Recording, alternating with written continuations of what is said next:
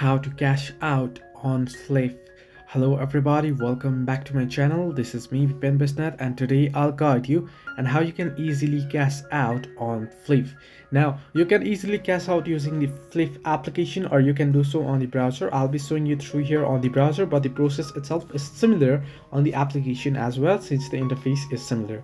Now once on your Fliff account, what you want to do is you want to tap on the profile icon at the bottom of your screen. At the bottom middle, you'll find the profile icon. When you want to tap on it, once you tap on it, what you want to do is you want to tap on the three horizontal line icon at the right hand side of the screen. In the app, you'll get at the top right corner.